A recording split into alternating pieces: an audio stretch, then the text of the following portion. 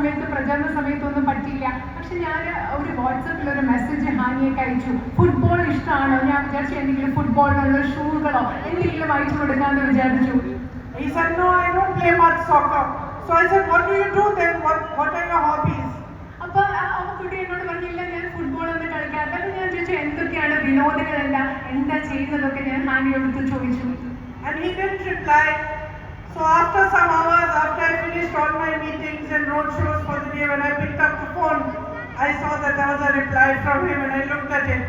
And he had replied, my hobby is helping people.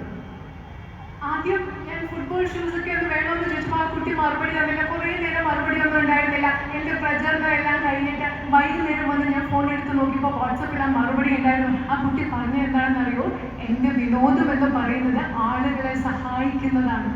And I thought to myself, here is this child who has tried to save his mother for 6 hours from the floods and failed.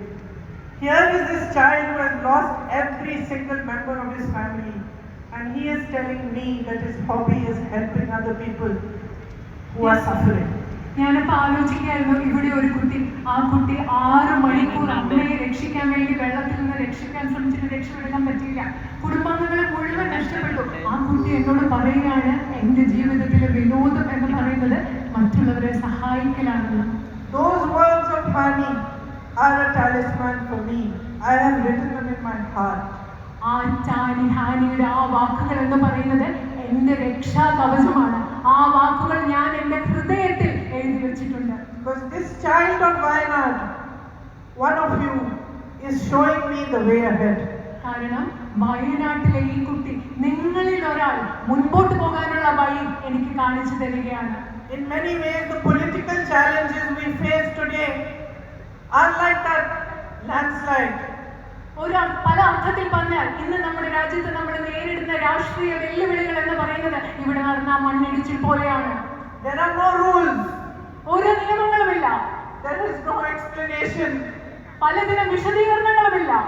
And the behavior of the ruling party, the behavior of the BJP knows no democratic norms, no norms that we normally would adhere to in a political fight. ബിജെപിയുടെ പെരുമാറ്റത്തിൽ യാതൊരു ജനാധിപത്യ മര്യാദയുമില്ല. ഒരു രാഷ്ട്രീയ യുദ്ധത്തിൽ, രാഷ്ട്രീയ പോരാട്ടത്തിൽ പാലിക്കേണ്ട ഒരു ജനാധിപത്യ മര്യാദയും അവർ പാലിക്കുന്നില്ല. Institutions are destroyed. നമ്മുടെ രാജ്യത്തെ സ്ഥാപനങ്ങൾ നശിപ്പിക്കപ്പെട്ടുകൊണ്ടിരിക്കുകയാണ്. Even our basic faith in the electoral process, in other institutions that held our country together, wavers. ഇപ്പൊ നമ്മുടെ രാജ്യത്തെ അടിസ്ഥാനപരമായ തെരഞ്ഞെടുപ്പ് പ്രക്രിയയിലുള്ള നമ്മുടെ അടിസ്ഥാന വിശ്വാസം, അതുപോലെ നമ്മളെ സംരക്ഷിക്കുന്ന പല സ്ഥാപനങ്ങളിലുള്ള വിശ്വാസം, ഇതൊക്കെ ഇപ്പോ ചഞ്ചലപ്പെടുന്ന ഒരു അവസ്ഥയാണുള്ളത്. And just like Hani's fight is for the basic for his life to go on from day to day, our fight is for the basis on which our country was built. It is for the basic values of our constitution. എങ്ങനെയാണോ ഹാനിയുടെ പോരാട്ടം എന്ന് പറയുന്നത് ജീവിതത്തിൽ അടിസ്ഥാനപരമായി ഓരോ ദിവസവും മുൻപോട്ട് പോകാൻ വേണ്ടിയുള്ളതാണോ, അതുപോലെ നമ്മുടെ ഇന്നത്തെ പോരാട്ടം എന്ന് പറയുന്നത് നമ്മുടെ രാജ്യത്തെ നിലനിർത്തുന്ന അടിസ്ഥാന മൂല്യങ്ങൾക്ക് വേണ്ടിയുള്ള പോരാട്ടമാണ്. And we require the same kind of courage, the same kind of strength, the same kind of tenacity. അത് മാത്രമല്ല, നമുക്ക് അതേപോലെയുള്ള കരുത്ത് വേണം, അതുപോലെയുള്ള ധൈര്യം വേണം, അതുപോലെ പോരാടാനുള്ള വീര്യം നമുക്ക് വേണം. When I came here during the election, I told you that you gave my brother strength, that I as his sister could see how much courage he got from you. തെരഞ്ഞെടുപ്പ് പ്രചരണത്തിൽ ഇവിടെ വന്നപ്പോൾ ഞാൻ നിങ്ങളോട് പറഞ്ഞു, നിങ്ങൾ എത്രമാത്രം കരുത്താണ് എൻ്റെ സഹോദരന് നൽകിയത്. ഒരു സഹോദരി എന്ന നിലയിൽ എനിക്ക് കാണാൻ പറ്റി എത്രമാത്രം നിങ്ങൾ അദ്ദേഹത്തിന് കരുത്ത് നൽകിയെന്ന്. By making me a member of parliament, by showing me your love, by giving me your support, you are also giving me your strength, and you are also giving me courage. അത് മാത്രമല്ല, ഇന്ന് നിങ്ങളുടെ ജനപ്രതിനിധിയായി നിങ്ങൾ എന്നെ തെരഞ്ഞെടുത്തതിലൂടെ, നിങ്ങളുടെ പിന്തുണ എനിക്ക് നൽകുന്നതിലൂടെ, നിങ്ങളുടെ സ്നേഹം എനിക്ക് നൽകുന്നതിലൂടെ നിങ്ങൾ എനിക്കും നിങ്ങളുടെ ധൈര്യം നൽകുകയാണ്, നിങ്ങളുടെ കരുത്ത് എനിക്ക് നിങ്ങൾ നൽകുകയാണ്. I am here to learn from you. I am here to understand your problems in depth. ഞാൻ നിങ്ങളിൽ നിന്ന് പഠിക്കാനാണ് ഇവിടെ വന്നിരിക്കുന്നത്. ആഴത്തിൽ നിങ്ങളുടെ പ്രശ്നങ്ങൾ മനസ്സിലാക്കാനാണ് ഞാൻ ഇവിടെ ഉള്ളത്. Of course, I know about the night ban. I know about the man-animal conflict, the need for health services, the need for better educational institutions, but I am now here to fight for all of this, to work with you, to understand them properly from you. I will come to you, I will come to your houses, I will meet with you. The doors of my office are open to you, the doors of my home are open to you. Anytime that you need anything, I am here to help with it, to serve you.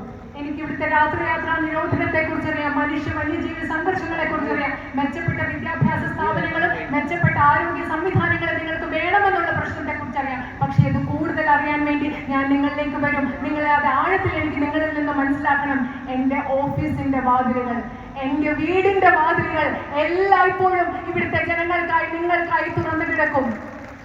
I know that you will miss my brother, but I also assure you that I will leave no stone unturned in trying to make for you a stronger, better future. Whether you are a farmer from Wayanad, whether you are a shopkeeper, a businessman, whether you are a friend of mine, a sister, all of you who live here, who work here, I will work with you to improve your life and to make a stronger future for you.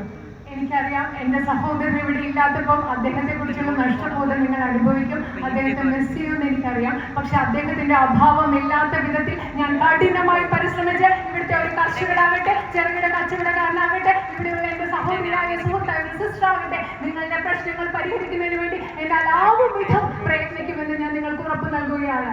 I want to thank my brother for all the work he did here for the last 5 years. കഴിഞ്ഞ 5 വർഷങ്ങളായി വയനാട്ടിൽ എൻ്റെ സഹോദരൻ ചെയ്ത എല്ലാ പ്രവൃത്തികൾക്കും വേണ്ടി, നിങ്ങൾക്ക് വേണ്ടി ചെയ്ത കാര്യങ്ങൾക്ക് വേണ്ടി അദ്ദേഹത്തോട് ഞാൻ നന്ദി പറയുകയാണ്. It is because of your faith in him and your belief in him that you have put your trust in me as well. അദ്ദേഹത്തിൽ നിങ്ങൾക്കുള്ള വിശ്വാസം കൊണ്ടാണ് നിങ്ങൾ എന്നിലും ആ വിശ്വാസം അർപ്പിച്ചിരിക്കുന്നത്. I want to thank all the leaders who are assembled here and all the leaders, all the workers of the UDF who came out in support of me, who worked very, very hard to make this election what it became and to make it a possibility for me to win. ഈ തെരഞ്ഞെടുപ്പ് കാലത്ത് പ്രചരണത്തിന്റെ ഭാഗമായി പ്രവർത്തിച്ച എല്ലാ ഐക്യജനാധിപത്യ മുന്നണിയുടെയും പ്രവർത്തകരെയും നേതാക്കളെയും എന്നെ ഈ തെരഞ്ഞെടുപ്പ് വിജയിക്കാൻ സഹായിച്ചത്, സാധ്യമാക്കി തീർത്ത എല്ലാവരോടും ഞാൻ ഇവിടെ നന്ദി പറയുകയാണ്. And as I said in the beginning of my speech, I thank each and every one of you for the love you have given me. I will not disappoint you. ഞാൻ ഈ സംഭാഷണത്തിന്റെ പ്രസംഗത്തിന്റെ തുടക്കത്തിൽ നിങ്ങളോട് പറഞ്ഞതുപോലെ നിങ്ങൾ ഓരോരുത്തരെയും, വയനാട്ടിലെ ഓരോരുത്തരോടും നിങ്ങൾ എനിക്ക് നൽകിയ സ്നേഹത്തിന് ഞാൻ നന്ദി പറയുകയാണ്. ഒരിക്കലും ഞാൻ നിങ്ങളെ നിരാശപ്പെടുത്തില്ല. നന്ദി, ഓരായിരം നന്ദി.